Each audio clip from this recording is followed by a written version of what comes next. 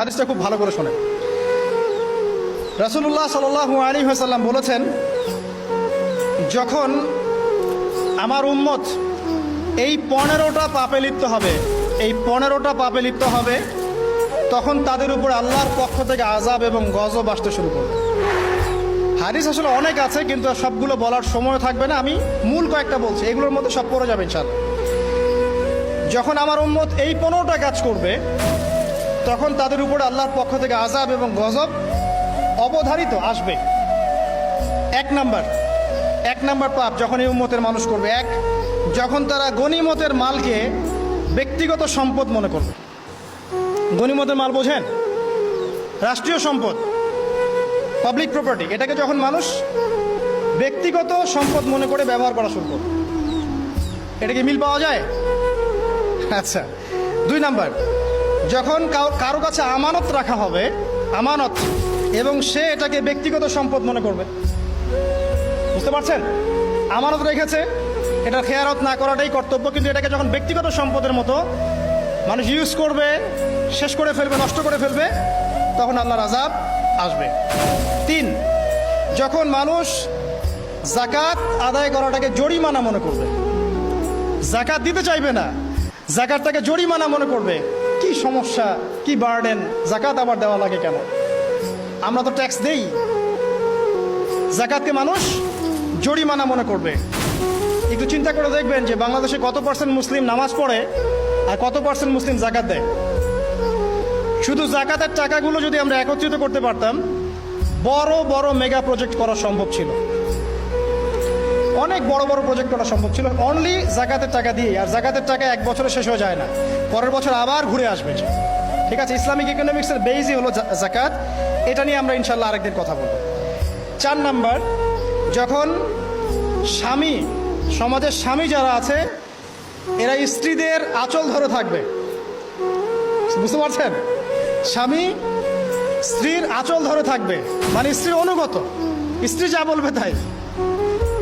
আচ্ছা, গায়রত নাই, মানে স্বামী পুরুষত্বের গায়রত নাই। 5 নাম্বার, যখন সন্তান মায়ের অবাধ্য হয়ে স্ত্রীর খেদমত করা শুরু করবে। যখন সন্তান মাকে দেখবে না, স্ত্রীকে দেখবে। পাচ্ছেন মিল সমাজে? আচ্ছা। 6 নাম্বার, যখন বাবার পরিবর্তে, পিতা, বাবার পরিবর্তে মানুষ বন্ধুদেরকে সম্মান করা শুরু করবে। বাবাকে সম্মান করবে না, ফ্রেন্ড সার্কেলকে সম্মান করবে। সুবহানাল্লাহ। এরপরে আসেন 7, যখন, আমার কথা রাগ করেন না, এটা হাদিসে আছে, যখন সমাজের নিকৃষ্ট মানুষদেরকে নেতৃত্ব দেওয়া হবে। এটা হাদিসে আছে। সমাজের নিকৃষ্ট মানুষকে যখন নেতৃত্বের আসনে বসাবে মানুষ, তখন সমাজে আল্লাহর গজব আসবে। হাদিস তিরমিজি 2211 নম্বর। এরপরে 8, নবী সাল্লাল্লাহু আলাইহি ওয়াসাল্লাম বলছেন, যখন কোনো ব্যক্তিকে সম্মান করা হবে তার টর্চার থেকে বাঁচার জন্য। যখন কোনো মানুষের সম্মান করা হবে তার শাস্তি থেকে বাঁচার জন্য। মানে মানুষ মন থেকে সম্মান আসছে না, ভয়ে আপনি সম্মান করছেন। এই অবস্থা যখন আসবে, তখন আল্লাহর আযাব আসবে। তারপরে 9, যখন মসজিদের মধ্যে, দেখবেন অনেক মসজিদ আছে বাংলাদেশে, মসজিদের মধ্যে হট্টগোল বেড়ে যাবে। মসজিদের মধ্যে হট্টগোল বেড়ে যাবে, আর মসজিদগুলো হবে চাকচিক্যময়, হেদায়েত উঠে যাবে। মসজিদ হবে চকচকা, তাজমহলের মতো এক একটা, কিন্তু হেদায়েত উঠে যাবে। মসজিদে হট্টগোল বেড়ে যাবে। 11, যখন পুরুষেরা রেশমি কাপড় পরবে, পুরুষেরা সিল্কের রেশমি কাপড় পরবে। পুরুষের জন্য স্বর্ণ আর রেশমি কাপড় পরা হারাম। তো এখন পুরুষের অনেকে স্বর্ণ পরে, রেশমি কাপড়ও পরে, এটা মহিলাদের জন্য জায়েজ। এরপরে 12, যখন প্রকাশ্যে মদ্যপান করা হবে। আর মদ্যপানের মধ্যে ভাই সিগারেটও পড়ে, আপনার গাঁজা, ইয়াবা সবই পড়ে। যারা প্রশাসনে আছে, আমাদের এখানে অনেক ভাই প্রশাসনে আছে, তারা জানে যে মাদকদ্রব্য নিয়ন্ত্রণ করতে তাদেরকে কত হ্যাসেল পোহাতে হয়। আর এমন এমন কেস আসে যে মানুষ আপনি কল্পনা করতে পারবেন না।